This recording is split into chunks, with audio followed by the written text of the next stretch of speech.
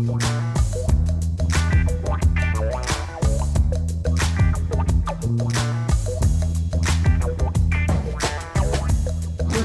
would be, I guess, for Hugo from the other side, and we're gonna run in circles.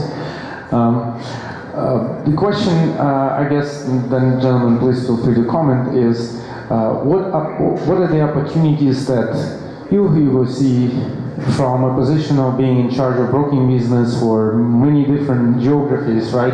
Your exposure to exposure is super exposed, so is there an opportunity to do something soon?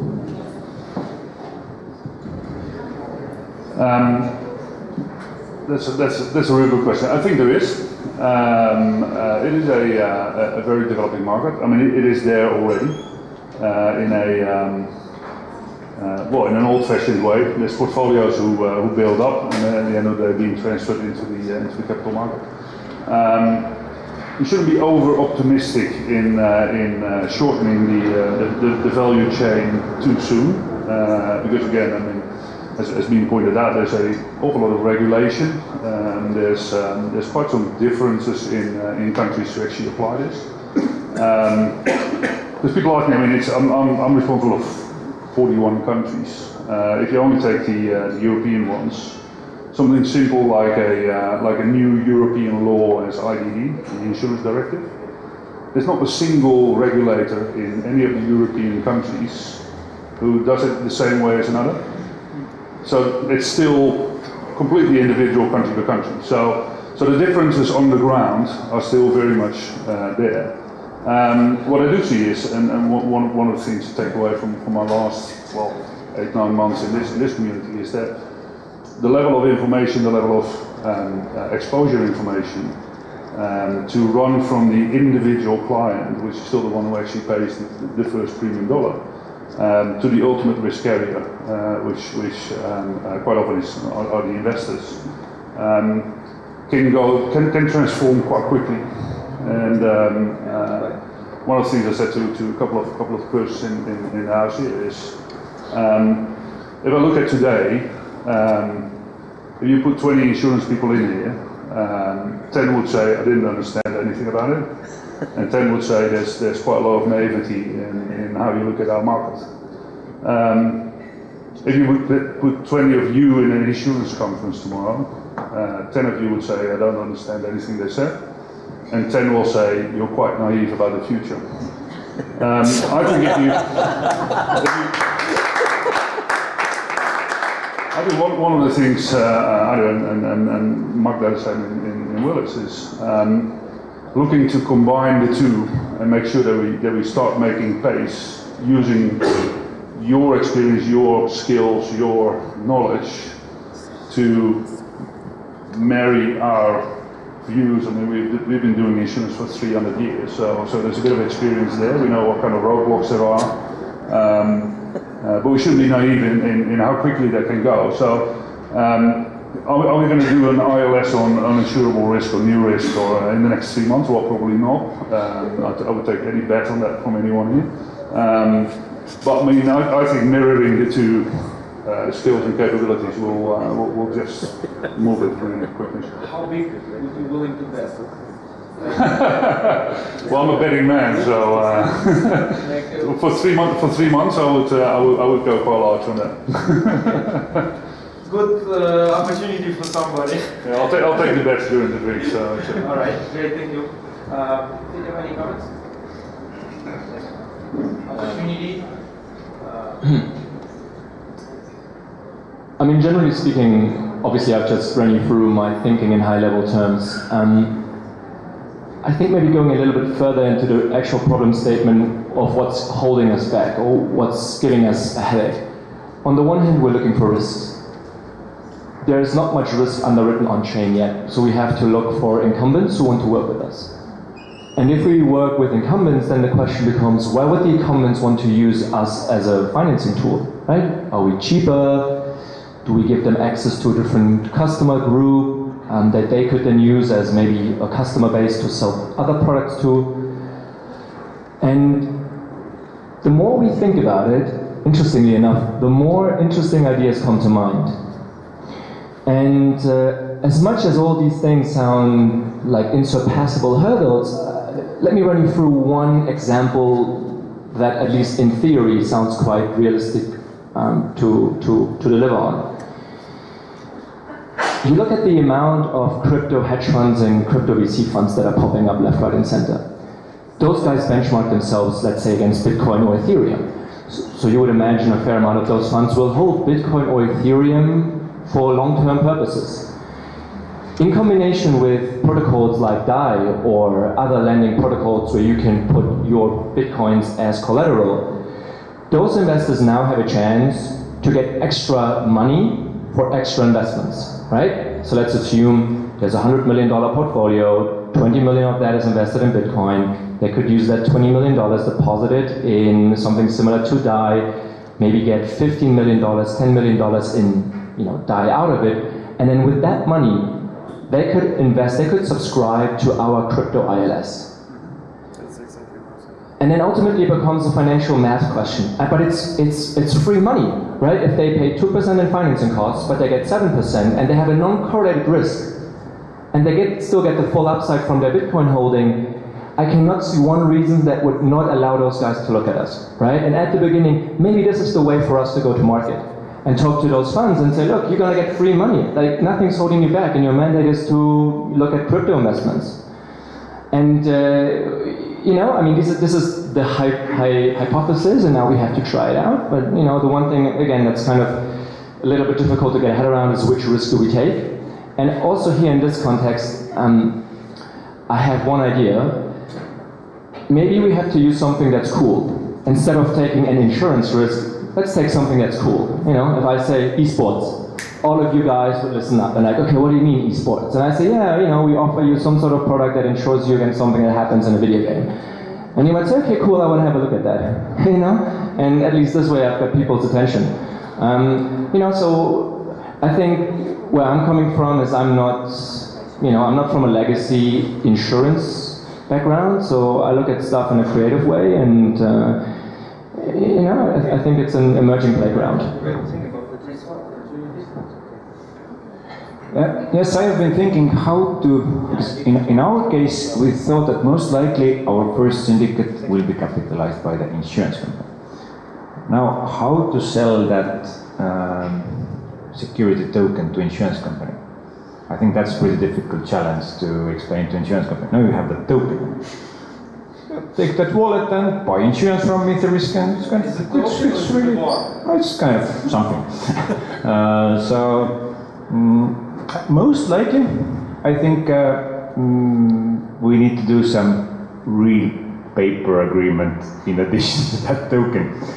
But I think that's okay. So if that insurance company have the paper agreement side with everything, and then that token is also somewhere, and if like that we somehow create the first token, then probably we maybe can get also some other people to invest into that pool. I think you need to somehow go like step by step, not thinking that do that token and then everyone's subscribing to that. So I think that's probably what we need to do to navigate through that complexity. Thank you. Opportunities, Nicholas? Opportunities, okay. It was a very difficult question if I start from there, and I think Hugo did quite well in his answer, but he touched upon one of the key issues or problems. As a lawyer, I like to think of myself as a problem solver, but most people look at us as people who create problems. So there's that law you have to follow, there's that tax you have to pay.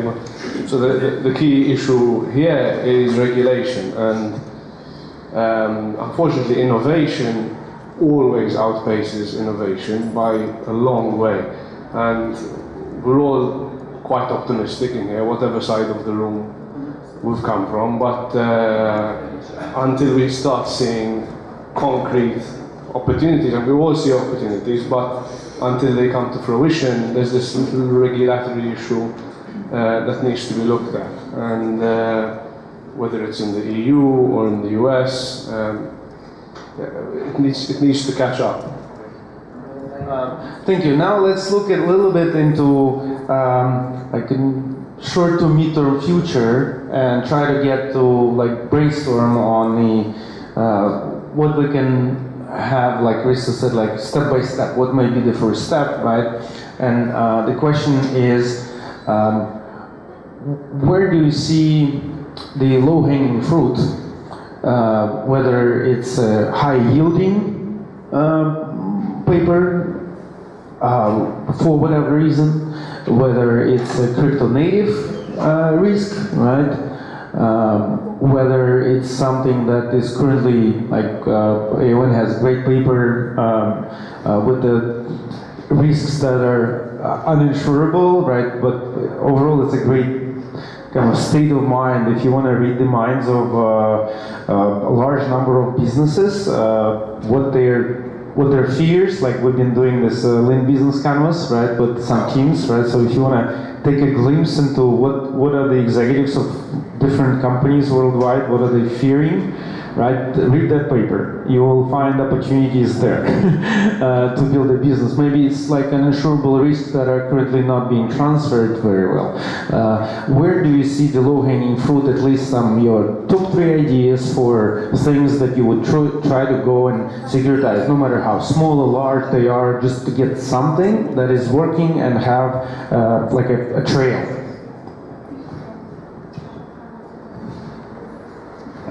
So I think where we should look is where there's shortage. So the capacity in the insurance world has definitely been bigger than it is today.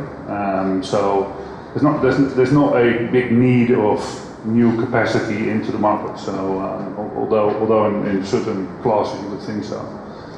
It's more like the discussion we had earlier today. It's about risks where the insurance market might feel a bit wobbly.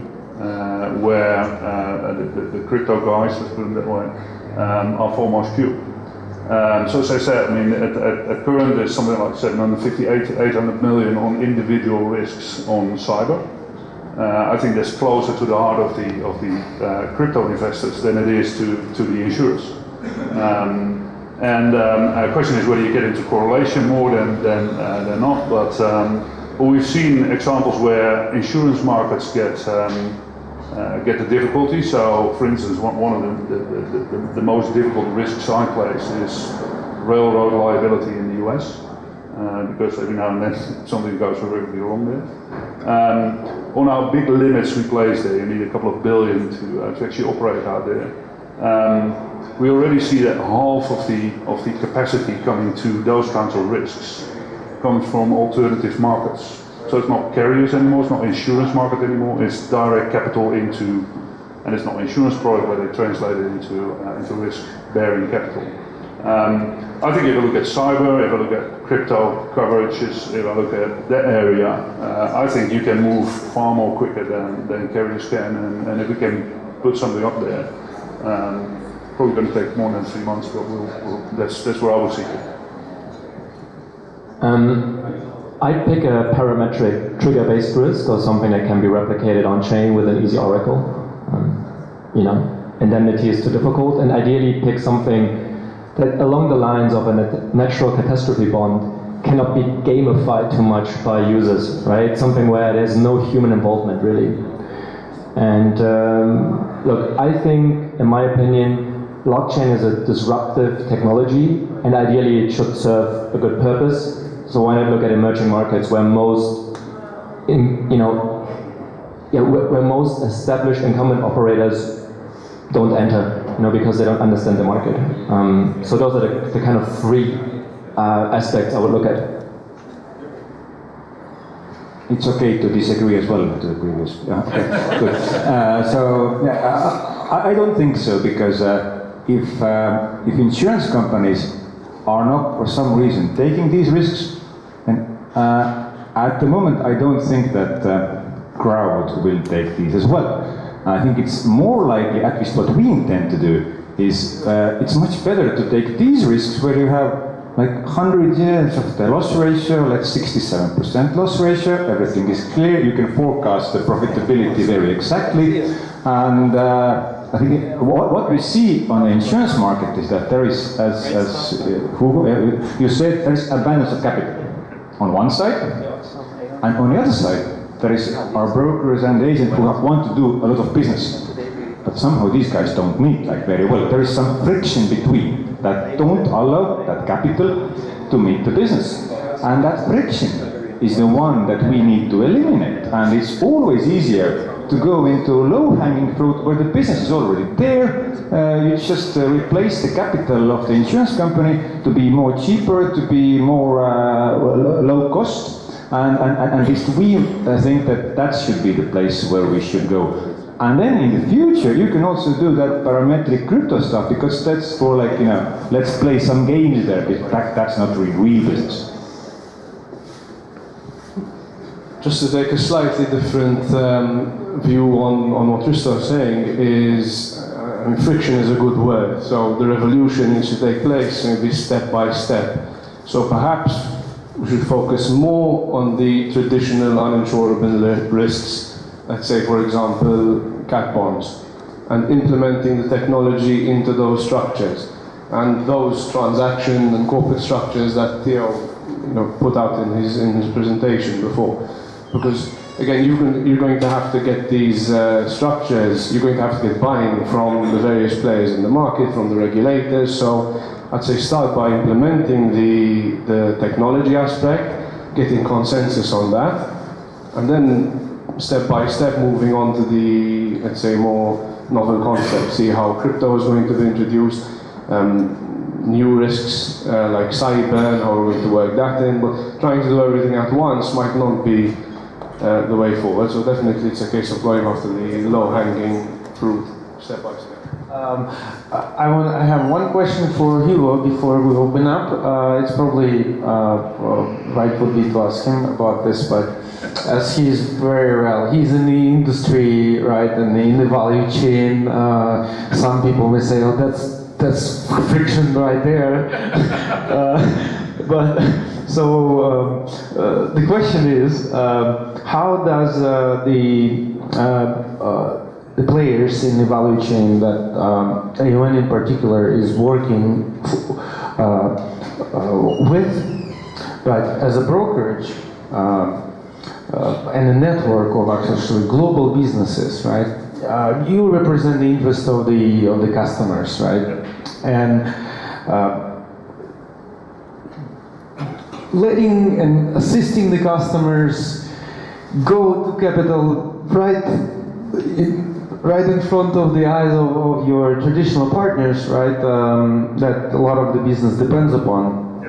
It's kind of there will be questions, right? So, what is the consensus among the partners that you're working with on the capital side, on the primary and reinsurers, about the role of direct connectivity between the consumer and the capital? Like, what's their role? What do they ask for? What do they fear? What are their fears, and what do you think the landscape, what the role of the brokerages and insurance will, the carriers and reinsurance partners will be in a world where it becomes, let's say, 100x cheaper to connect the consumer with the capital?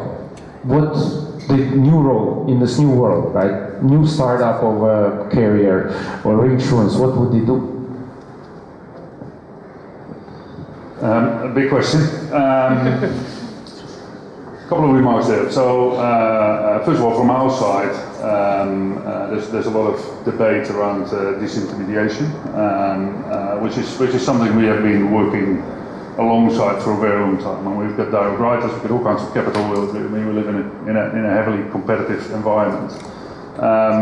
What we do is one of our core values is to stay relevant for clients. And relevance is not so much anymore in the simple transaction in finding 5 carriers to quote and then get the best one. And we need to do it right, and it's still a long way to go because the operational systems are not what they should be. But that's one.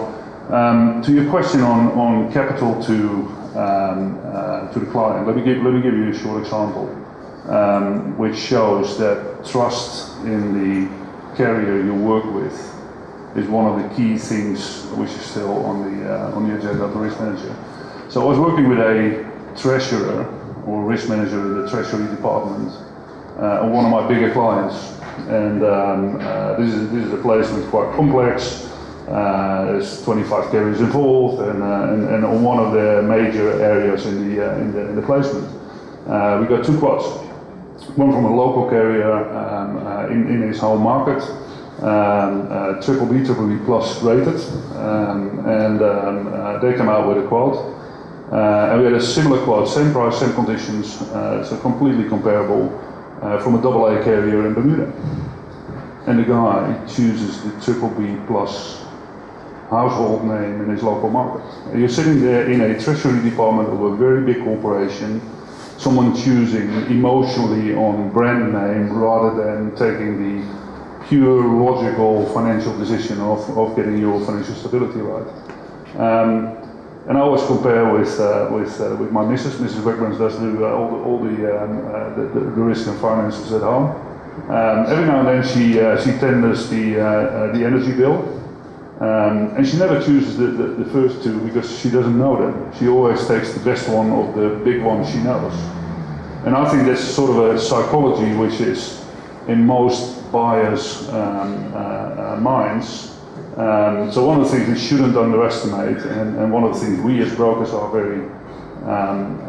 can be very accused of, is we always seek for the fantastic solution, and then we come up with Maltese cell captives, and then you end up with your client basically, well, really Malta? Maybe not. I mean, can you get something out of our home market here? So there's no rationale in the decision taking of the client. So, and we should be all aware of that dynamic as well. Okay. Does that answer your question? Yes. Great, thank you. Now let's open up with the audience. If the audience can generate good questions, please. If don't, I have a bunch. Any questions? Yes? My question to Theo would be, is there any role that a broker or an intermediary or somebody who has a client relation plays in your game, or is this fully automated?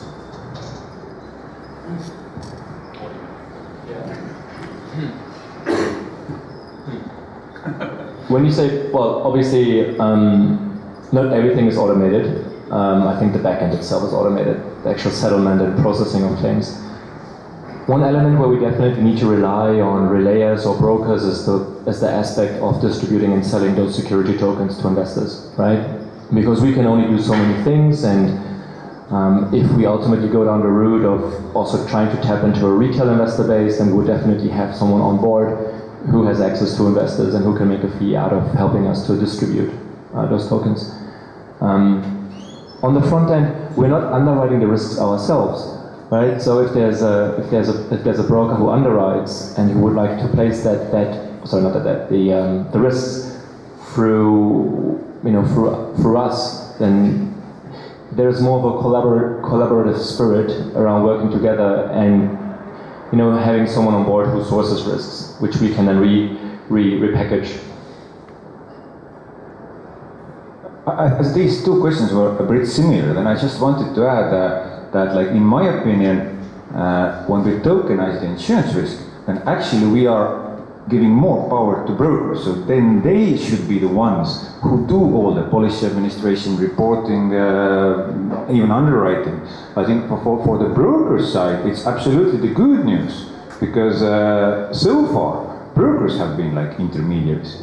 But now insurance companies should understand that they are actually intermediaries, and tokenization of insurance risk is disintermediating them, not the brokers. So somehow the tables are turning around, and I think that's interesting. Well, we don't have agents here, but brokers kind of being spared for another couple of decades. Seems like the consensus is that their new role, well, on a B2B side, right? But on a B2C side, what are the implications? But probably we'll have more representation on B2B, right? But if we were to think of the consumers buying policies, right? Like imagine then, like the guys here, Jonathan and the team that do smartphone insurance, right? If that gets securitized, right? There is no broker involved.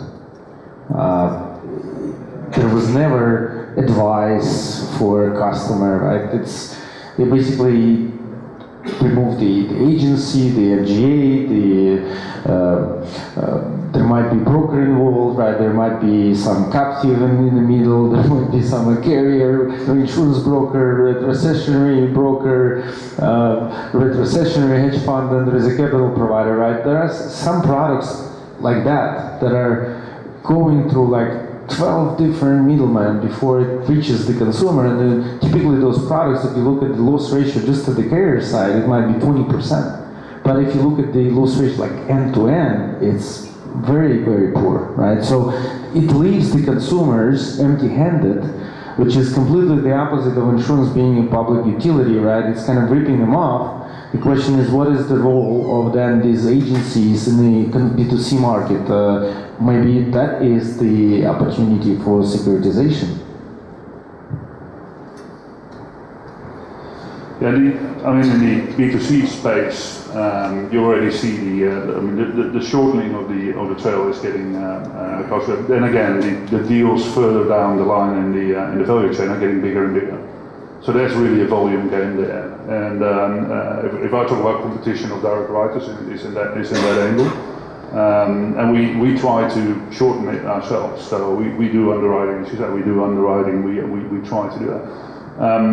The thing we shouldn't forget is that the individual insurance transaction doesn't have a cost price, which is my way of living, because you never know. I mean, you only know, I mean, if you write a piece of business that didn't have a loss in 12 months' time, you've done the best investment ever.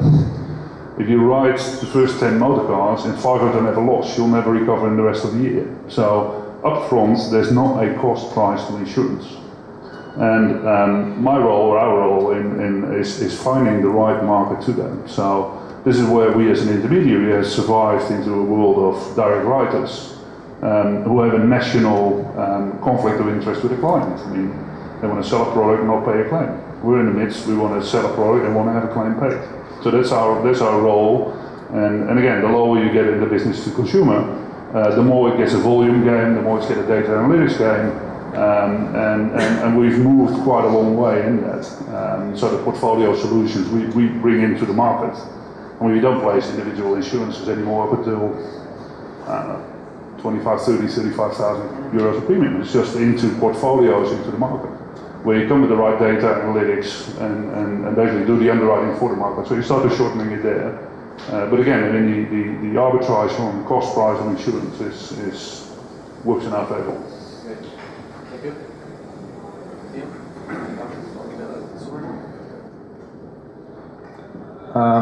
Just a small comment. I'm pretty certain, if you talk about, say, that kind of system doesn't exist, that people will buy insurance themselves from blockchain. So there always will be distribution. So it's you can't imagine that. Maybe in like sweet dreams you can have like a certain product that doesn't require distribution. There is always distribution. Someone is distributing that product in a certain country, and these are agents, brokers, MJ, doesn't really matter, but you know, it's a local phenomenon. There is no global insurance product, maybe except the flight delay insurance. But all other insurance products are local, and someone should deal with that. And these are intermediaries, and then you just need to point the capacity behind that, and that's we can tokenize. And so there is always bread and butter for the brokers, even in a B2C market. And that's even more, because that's where the distribution costs actually are much higher than in a corporate business. And that's really the issue, is that when you have such large risks and you see all this disintermediation, it's because there are so many layers to the insurance. If it was just as easy as going into the market and getting the capacity you need for particular risks, then you wouldn't have the need for all these various players. And also it's important to keep in mind that when it comes to securitization, this is generally limited to almost a very top slice of all of these layers, so it's not like you can take any particular risk and securitize it straight, B2C. It's naturally a bit more complex than that. Great. Anyone? We have a few moments left, I think 2 minutes. Then we have, unless anyone wants to ask a question, I have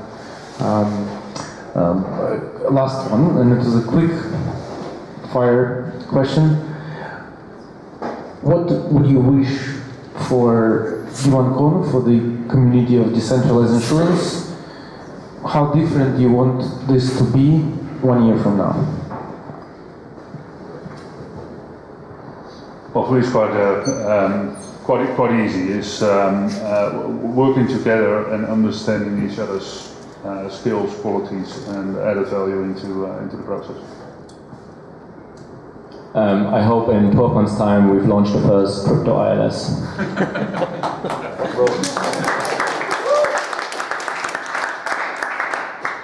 I know weather could be better.